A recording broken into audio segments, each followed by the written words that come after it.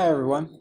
In this quick video tutorial I'm going to show you how to use Piskel to create a entrance that your character can actually walk into.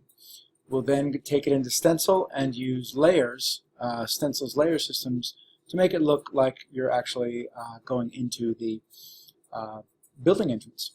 So the building that I'm going to draw today, it's going to be kind of based off of a castle entrance. It's not going to be very pretty artistically speaking, but I just want to show you how to set this up. So the first thing I'm going to do is in Piskel I'm going to go to Resize, and I'm going to go ahead and make an image that's certainly bigger. Try 128 by 128. And now that I think about it,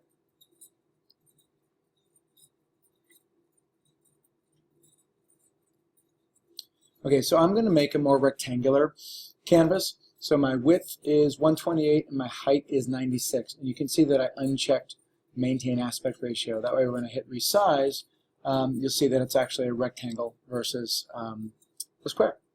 Okay, so the trick is done with two layers. So my first layer is going to be it'll be the left side. And then my second layer will be the right side. Okay, so I'm going to start with the left-hand side, and I'm going to go ahead and I'm going to draw, go a little bit bigger here, and I'm just going to draw a really simple castle entrance. Just a real simple arch, something like that, and paint bucket fillet, and then I'll go ahead and choose kind of a castle gray color here. And I could certainly get fancy and draw little turrets and stuff like that. I'm not going to get terribly fancy. Okay, so something like that. I'm going to pause the recording and I'm going to go ahead and fill this in. You'll notice that the right-hand side is not, it's not created yet, so I can't really use the paint bucket tool, unfortunately. So I'll come back and I will, that'll be filled in. Okay, so now you'll see that that is now filled in, and I could spend a lot more time making it look a lot nicer, but for now I'm going to go ahead and move on. I'm now going to select my right layer, and this is actually going to be, I'm going to have a little bit of overlap, and I'm going to take the gray that I used in the castle, and I'm basically going to create the right hand side, and maybe I'll create another little turret.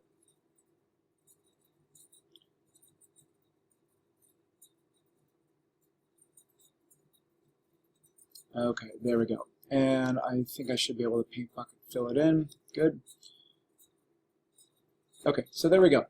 All right, I'm going to pause one last time and then I'll finish up.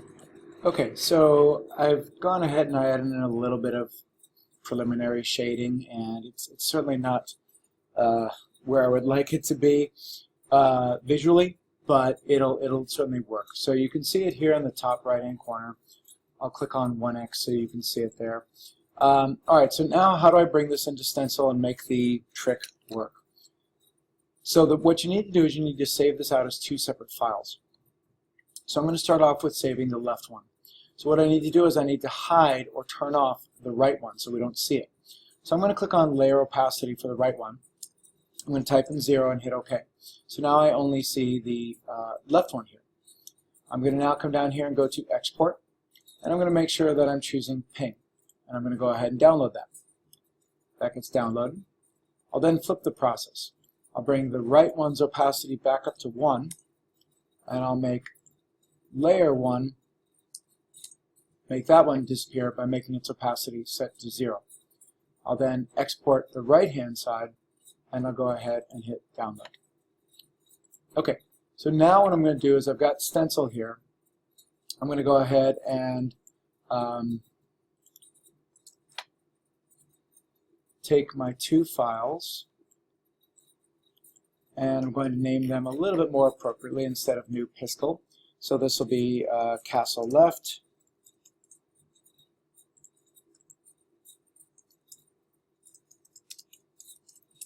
castle right. Oops.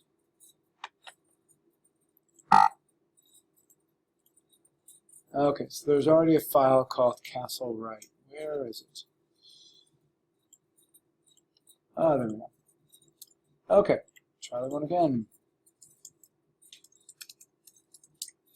Okay, so now I've got my two images, and now I'm going to go ahead and bring them into Stencyl. So I'm going to come over here to the actor types under the dashboard, and I'm going to click to create a actor, and this one's going to be called castle left. Click to add a frame. Make sure that your scale is set to 1x so it does not resize. I'll choose my image, and I'll go to my desktop, and I'll find castle left. It's the right size, you can see here, 128 by 96 pixels. I'll say add. I'm going to go to physics, and I'm going to say that it cannot move, so it has no rotation and no affected by gravity.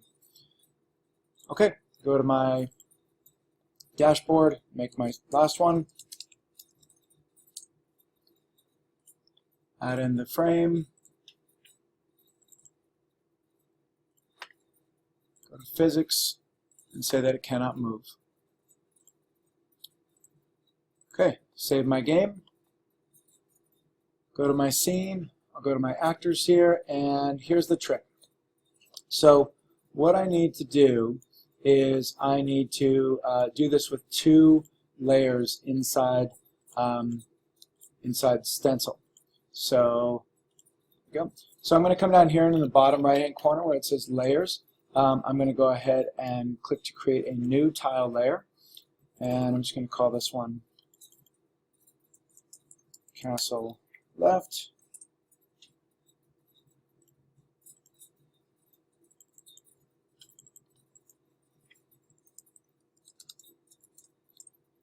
Okay, so now I need to select them. So I'm going to click on castle left, and I'm going to bring up my castle left actor, make sure it's on the right layer, and I'm just going to go ahead and place it down there. Then I'm going to select castle right and grab the right hand side. Now I want the character to be able to actually go through here and go off the screen. So I'm going to click and put it right there. Now the goal is that I want the player who is on this layer down here, I want the player to actually be in front of the castle left. So what I'm going to need to do is, you can see he's coming out from behind there, and that's because he's behind the layer. I'm going to need to make sure that his layer is above castle left. So I'm going to select the player layer, and I'm going to click on the little upward triangle, and now the player would be in front of the castle, you can see right there. Oops.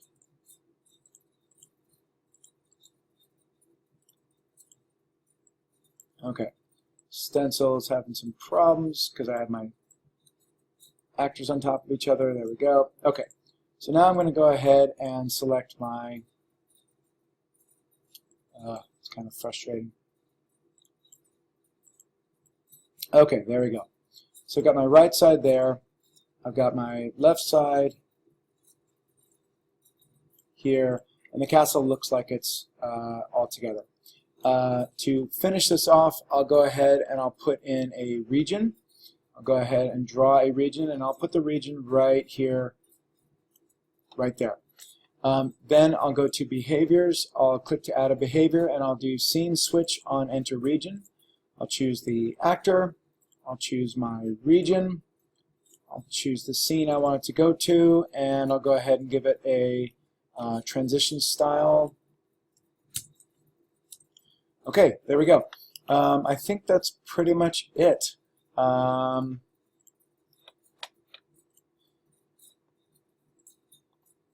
Okay, so it should work. Cross fingers. Always save.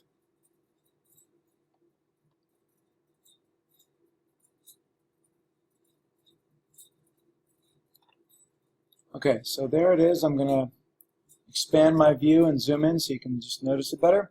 So there's my character. He can jump, and so he goes in front of the black, so it looks like he's going in, and then he actually goes in. When he comes in contact with the region, he of course teleports to the next level. You can see me doing another little layer work here where the character actually goes behind the torch. The character needs to not jump as high. And there we go. So I now have a looping game where the character can really go inside and comes in contact, and it looks like they're actually going inside. Now to make this even better, I should really make it so that when the character goes inside the castle, the very next scene that it connects to is inside the castle, where I can see, you know, the interior of the castle. That would make a lot more sense. So have fun with this trick. It's great, and it's using layers in both Piskel and Stencyl. So enjoy.